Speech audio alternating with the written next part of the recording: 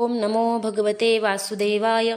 तर आपण श्रीमद भागवत महापुराण पाहत आहोत आणि त्यातील हा आपला पाचवा स्कंदातील अध्याय 21व्या अध्यायामध्ये आपण सूर्याचा रथ आणि त्याच्या गतीचे वर्णन पाहणार आहोत.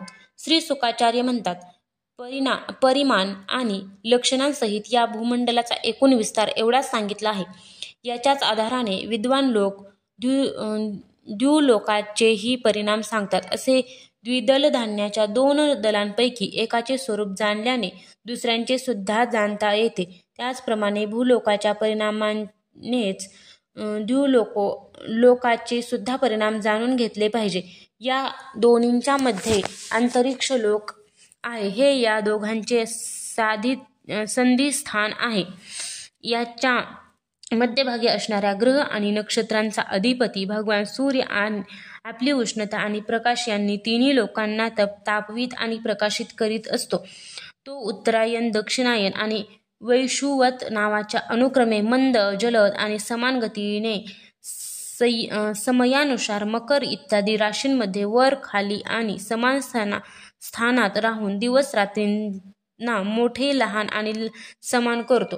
जेव्हा सूर्य मेष किंवा तुळ राशीमध्ये असतो तेव्हा दिवस रात्री समान होतात.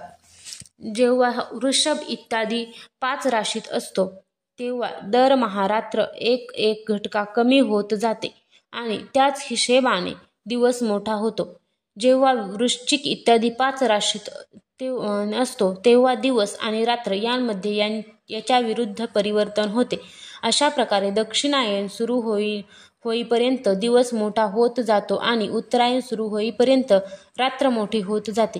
अशा रीतीने पंडित मानसोत्तर पर्वताभोवतीचा सूर्याच्या प्रदक्षिणेचा मार्ग 9,51,00,000 योजने इतका सांगतात. त्या पर्वतावर मेरूच्या पूर्वेकडे इंद्राची देवधानी, दक्षिणेला यमराजाची संयमनी, पश्चिमेला वरुणाची निम्नलोचनी आणि उत्तरेला चंद्राची विभावरी नावाची नगरी आहे. या नगरीमध्ये मेरूच्या 4 बाजूंना वेळोवेळी सूर्योदय, मध्यान्ह, सायंकाळ आणि मध्यरात्र होत राहतात. याच्याचमुळे सर्व जीव काम सुरू करतात किंवा थांबवितात. जे लोक सुमेरूवर राहतात त्यांच्या माथ्यावर नेहमी सूर्य असतो. तो आपल्या गतीने अश्विनी इत्यादी नक्षत्रांमध्ये जात असतात.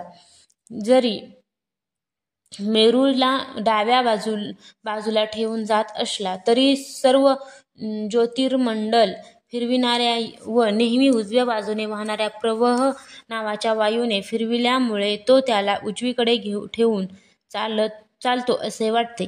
ज्या भागातून सूर्याचा उदय होतो त्याच्या बरोबर दुसऱ्या बाजूच्या भागात त्याचा अस्त होताना दिसतो आणि तेथे तो लोकांना तापवून घामेघूम करतो. त्याच्याबरोबर विरुद्ध बाजूला मध्यरात्र असल्यामुळे तो लोकांना झोपवितो. ज्या लोकांना मध्यान्हाच्या वेळी तो स्पष्ट दिसतो त्यांनाच तो विरुद्ध दिशेला गेल्यावर दिसत नाही. सूर्य जेव्हा इंद्रपुरीहून यमराजपुरीकडे जातो तेव्हा 15 घटकात तो 2.25 कोटी आणि 12.5 योजनेपेक्षा थोडे अधिक 25,000 योजने चालतो. नंतर याचप्रमाणे तो वरुण आणि चंद्र यांच्या पुरींना ओलांडून पुन्हा इंद्रपुरीमध्ये पोहोचतो. याचप्रमाणे चंद्र इत्यादी अन्य ग्रहसुद्धा ज्योतिष्यकालमधील अन्य नक्षत्रांसह उदय आणि अस्त पावतात. भगवान सूर्यांचा वेदमय रथ याचप्रमाणे एका मुहूर्तातून 34,08,000 योजने या हिशोबाने या 4 पुरींमध्ये फिरत राहतो. याचे संवत्सर नावाचे एक चक्र आहे. त्याला महिनेरूपी 12 आरे आहेत. ऋतुरूप 6 चाकाचे घेर आहेत. 4 महिनेरूपी 3 गड्डे आहेत. या रथाच्या धुरीचे एक टोक मेरू पर्वताच्या शिखराकडे आहे आणि दुसरे मानसोत्तर पर्वतावर.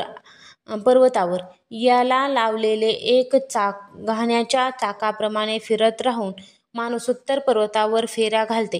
या धुरीला जिचा मूळ भाग जोडला आहे अशी आपली आणखी एक धुरी आहे. तिची लांबी मूळ धुरीच्या 1/4 आहे. तिच्या वरचा भाग तेल घाण्याच्या धुरीप्रमाणे ध्रुवलोकाला लागलेला आहे.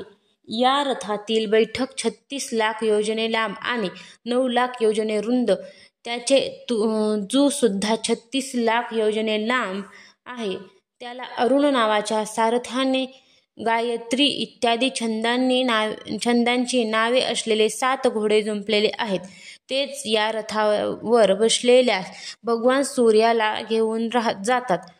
सूर्यापुढे त्याच्याचकडे तोंड करून बसलेला अरुण त्याचा सारथी आहे.